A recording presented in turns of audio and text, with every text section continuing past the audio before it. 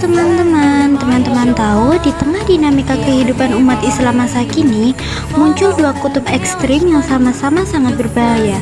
Yang pertama, ada kelompok yang terlalu longgar atau menganggap semua agama itu benar tanpa batas. Dan di satu sisi lain, ada kelompok yang sangat mudah menuduh sesama muslim sebagai kafir hanya karena perbedaan pendapat. Nah, dari sikap inilah yang dikenal sebagai takfir atau memvonis seseorang tanpa dasar yang benar.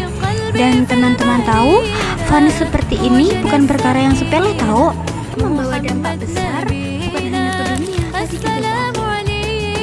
Secara sederhana, takfir berarti mengeluarkan seseorang dari Islam, menganggapnya bukan bagian dari umat muslim.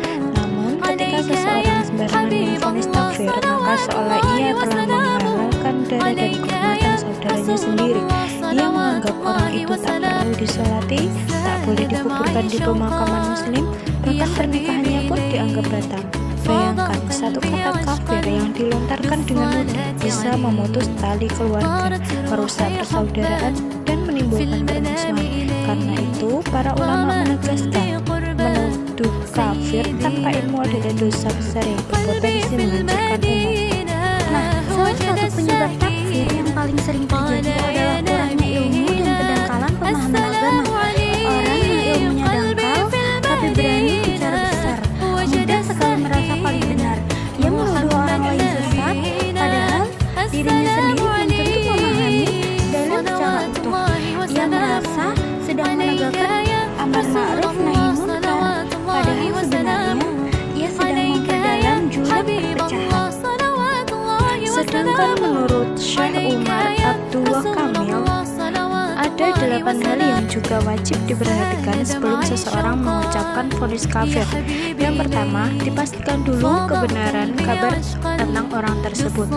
Yang kedua, ketahui apakah perbuatannya dilakukan dengan ilmu dan kesengajaan atau karena pure murni tidak tahu. Ketiga, pastikan tidak ada paksaan. Yang keempat, bedakan antara kufur yang jelas dan kufur yang samar.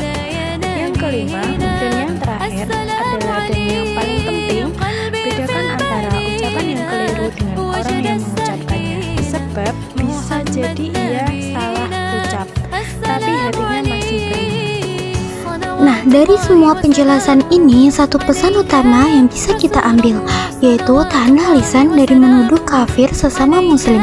Karena Rasulullah mengingatkan, apabila seseorang berkata kepada saudaranya, yaitu wahai kafir, maka ucapan itu akan kembali kepada salah satunya. Yang artinya kalau tuduhan itu salah, maka justru si penuduhlah yang terancam dosanya.